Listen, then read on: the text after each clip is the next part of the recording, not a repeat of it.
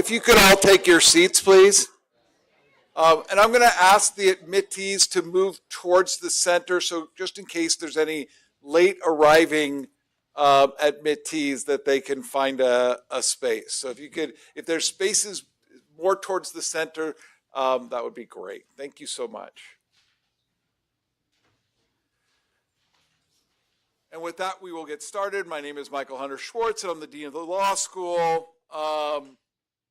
I want to welcome all of us to the Fall 2024 McGeorge School of Law swearing-in ceremony. Congratulations, counselors, you made it.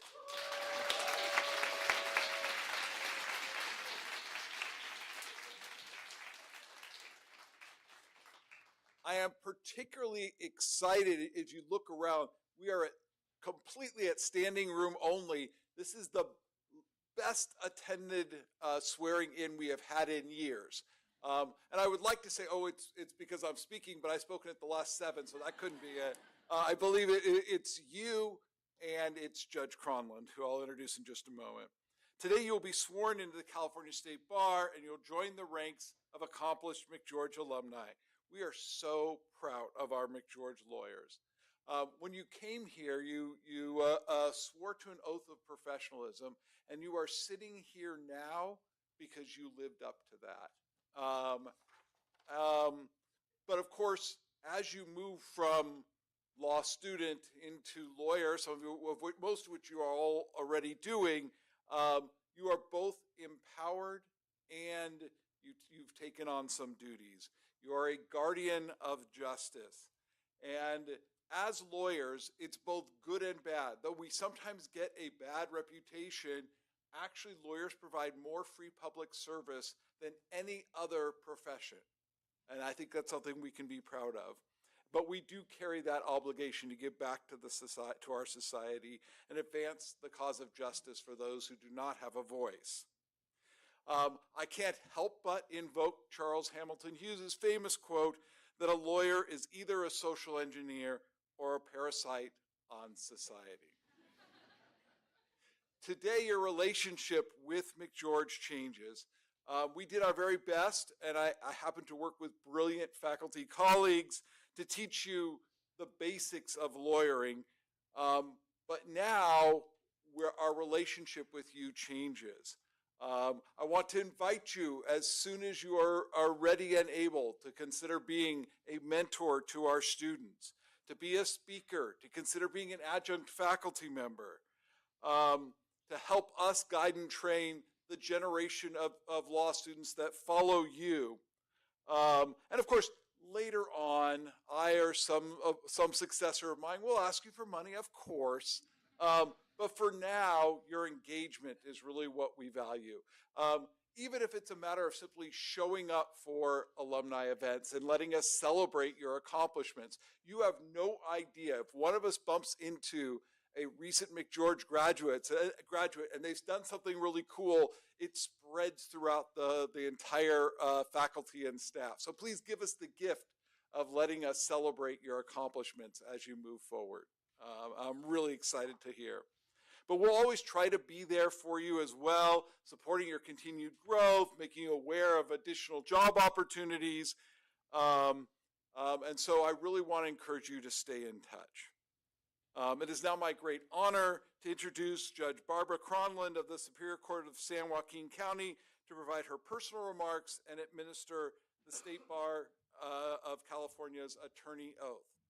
The Honorable Barbara Kronlund, class of 1989 McGeorge, achieved a historic milestone by becoming the first South Asian American female judge in California, serving on both the state and federal benches.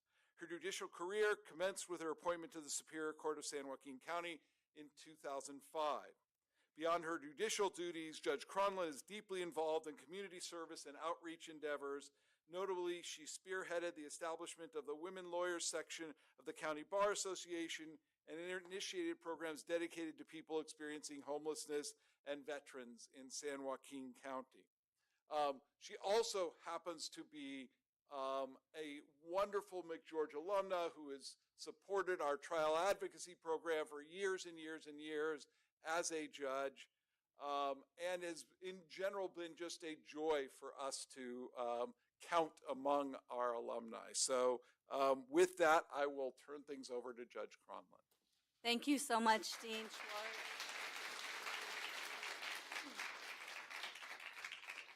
Thank you, everyone, and congratulations. 3 or 4 years of your life, blood, sweat, and tears, sacrifice, and hard work has paid off, right?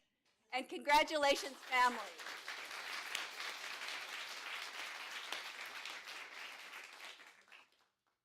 I know family was important through this endeavor as well, and they also had sacrifice and hard work and supported you as well. So thank you to families, and I was in your seat in these first 2 rows 35 years ago, as hard as that is to believe, but it's true. And you must see now that it was well worth it as you begin the greatest journey of your lives, in my opinion.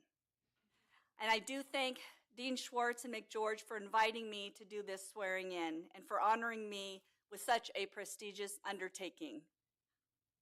This really is a fun opportunity. It's one of the few times I was telling a few of you, adoptions, swearing in new attorneys, and occasional weddings. The rest of the stuff, not so fun. In any case, I loved law school here at McGeorge.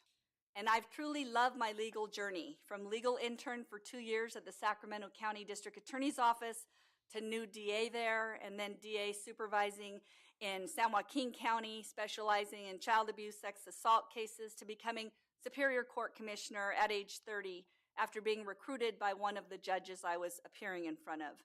And then on my appointment as Superior Court Judge almost 20 years ago by Governor Arnold Schwarzenegger.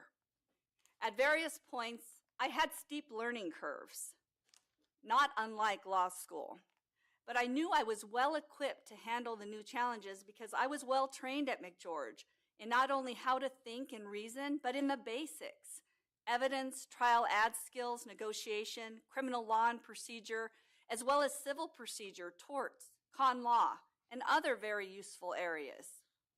Even as a judge, I can't possibly know all the law, but I know how to approach a new area and how to find the answers. And you too have the same training that I have. And you as well can face a steep learning curve with confidence that you're well equipped after your 3 to 4 years at McGeorge to tackle even the most tangled and messy tasks placed before you. Okay, don't get overwhelmed. Just break it apart systematically and you'll be able to do it. I want to highlight the newest portion of the new attorney oath, which states, "I will strive to conduct myself at all times with dignity, courtesy, and integrity." This line was added to the new attorney oath due to the huge increase in incivility in the practice of law in California. I and my colleagues on the bench have all seen it and talked at length about the issues in court. You're entering the practice of law at a time when civility and professionalism in the legal profession is at an all-time low, and in turn, public confidence in the judiciary and justice system is at an all-time low. But what I've seen from McGeorge graduates when they appear in front of me is a high degree of professionalism and civility as a general rule, and my many McGeorge interns have routinely produced exceptional work and exhibit extraordinary ethics. As a judge, I've been quite impressed with lawyers who attended McGeorge. And why do you want to be an attorney? Well, to help people, right? We all say that. Keep in mind, being unprofessional and uncivil increases litigation costs and is opposite of helping your clients. It hurts your clients. From a sheer practical angle, incivility will usually turn your judge against you, your jurors against you, court staff against you, your opponent against you, and definitely cost your clients in terms of real financial expense and in terms of taking a toll on them due to the stress of scorched earth tactics and reducing their chances of early settlement and favorable outcome. Incivility actually harms your clients. I've been ordering attorneys who are dealing with each other in uncivil, disrespectful, and unprofessional ways to meet and confer in person or over the phone or Zoom, because those written nastygrams allow attorneys to remain too anonymous and too unaccountable. They can depersonalize the other side to the point of making it easy to be rude and disrespectful. When I spoke at the new lawyers reception in Stockton recently, I told the crowd to please pick up the phone. Talk to your adversary if you truly want to work in your client's best interests and get the best possible outcome without wasting your client's valuable money. And I know there's an aversion nowadays with the newer lawyers, younger people, with picking up the phone. Well, that's rude or disrespectful. It's not. It's very efficient, actually, and it can build wonderful relationships with the other side. Even just kind of saying, hey, I just want to let you know who I am. If you need to get a hold of me, here's my cell. Something like that can go a long way. A recent published case likened incivility in the practice of law to being the adult equivalent of a schoolyard bully. And the court noted that an attorney's pervasive incivility is an appropriate consideration for the court to use in assessing an attorney's fees award. The court said civility is an aspect of skill. Excellent lawyers are civil. To cite Warren Buffett, famous billionaire, investor, businessman, he said it takes 20 years to build a reputation and 5 minutes to ruin it. If you think about that, you'll do things differently. And that's pretty good advice. A true fact is the best lawyers, in fact, all good lawyers, are civil in their demeanor and in their dealings with others. They're true to their word and conduct themselves with honor and dignity. They're courteous and offer reasonable accommodations and remain respectful, despite vigorously and zealously disagreeing with the other side's arguments and positions. You can be a zealous advocate, as you should be for your client, but remain civil and professional at all times. Fairness, equity, and access are all lofty goals which can be achieved if you stay mindful of what your role is and stick to it. Simply ask yourself, is this behavior helping my client? Is it behavior I would be proud to own and share with my law school professors or dean, or my parents or grandparents or guardians or other life role models or legal mentors? Give yourself what we call the headline test. That's what judges call it, to test our behavior against how we would be viewed for it. Whatever it is we're thinking about doing or thinking about saying, if it was highlighted in a major newspaper as the heading of an article, fully out in the open, how would I be judged for it? So I'm going to ask you to please make a promise to truly uphold the constitutions of the United States and the state of California as your new attorney oath dictates, to include preserving the right of free speech guaranteed in the very important First Amendment. We need to mutually respect disagreement in our profession. That's how we share ideas. That's how we learn. That's how we grow as humans. We must not quash opposing views just because we don't like them, nor cancel anyone's speech because we disagree with their message. That's censorship, and it's the biggest threat to democracy. That is the sure first step to the elimination of democracy in any country which has had a democratic government fail. When we won't even listen to the other side of an argument, we are very open to blindly accepting deception and fake news. Denial of objective reality is the earmark of the breakdown of a culture and puts society on a dangerous path. And you are all truly guardians of our democracy. We must preserve the right to freedom of speech and free expression of ideas to promote and adhere to the rule of law and preserve democracy in America. Persuade each other, argue, as you've been trained to do over the last 3 or 4 years, but don't censor. Be tolerant of hearing opposing views regardless of how persuasive or absurd you find them to be, but support their expression. And I ask you to join me in promising to take your oath to heart and to indeed and in fact vehemently support freedom of speech and freedom of expression as guaranteed by our Constitution. So if you are ready, I think we're ready for the oath. I'm going to come down there.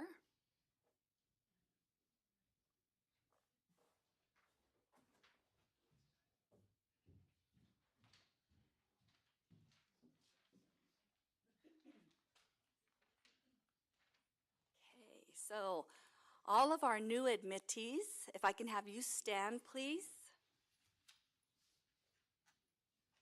And you will be raising your right hand to take the oath. And when I say state your name, of course, state your individual names, please. Okay. All right, so ready? And please repeat after me. I state your name. Do solemnly swear or affirm that I will support the Constitution of the United States and the Constitution of the State of California, and I will faithfully discharge the duties of an attorney and counselor at law to the best of my knowledge and ability. As an officer of the court, I will strive to conduct myself at all times with dignity, courtesy, and integrity. Congratulations.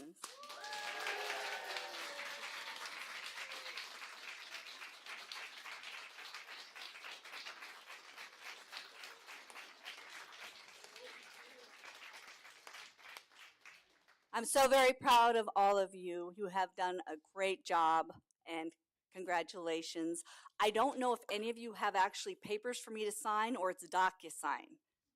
So, okay, so if you have papers for me to sign, you can come up and I'll sign your papers. If it's DocuSign, then we will have you, I guess, email them to me and I'll do them that way, okay? Okay, thank you.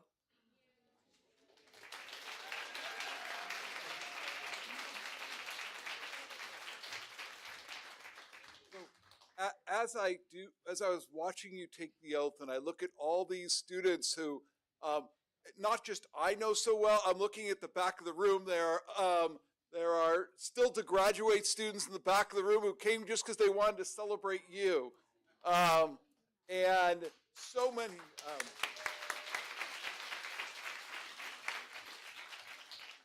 And the room is so full because it isn't just the faculty here who are here to celebrate you. It is also all the other people who worked so hard to see you be successful. Staff attorneys, people who work in every facet of the law school. We just really are joyous. And, we thought about not letting you graduate because we enjoyed you so much, but we went ahead and let that happen. So on behalf of the entire law school, congratulations. This would not be a formal legal event without attention to procedure. One thing, even before Judge Kronlund signs, we need to have you take a picture with Judge Kronlund. And so if you could make your way forward to have a picture with the judge, and afterwards, for those of you, a few of you have small things that need to be worked out, so this was more ceremonial, but for those of you who are able to have her sign, we'll take care of those things. If y'all could give me one last round of applause for these new.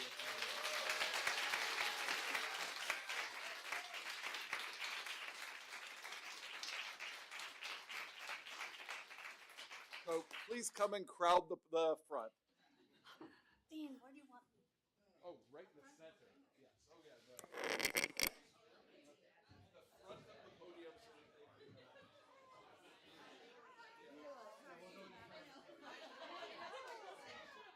So you want to go on the other side of there with the Judge Kronlund? Yeah, is it all of us? Or is like individual? Oh, I guess it's in there. All of us? Short guys. All of you, yeah. Okay, everyone? What do you think I'm going to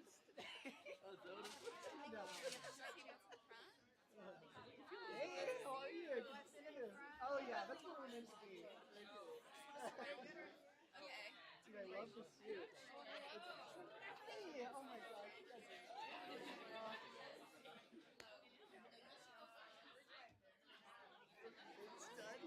I walked in late, sorry. Starting crowded.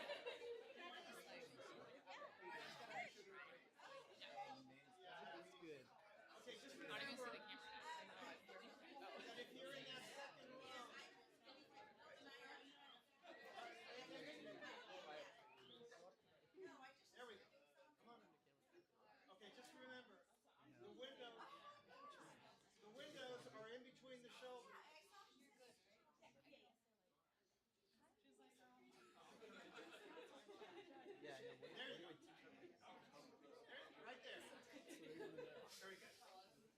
Okay,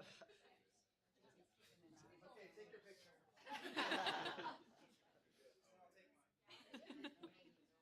Yeah, I don't know. I'm just gonna look. My mom's over here. You guys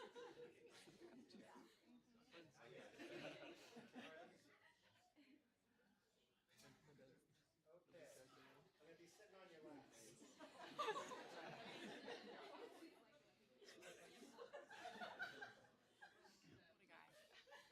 a guy. Here we go. smile. On the end, can you move in just a hair? You guys are good. Just the last two. There we go. Right there. You guys look great. Thank you. Okay, look this way. Appreciate it.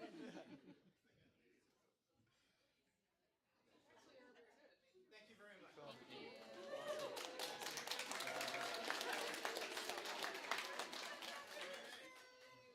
I do. I don't know. I know what you're doing.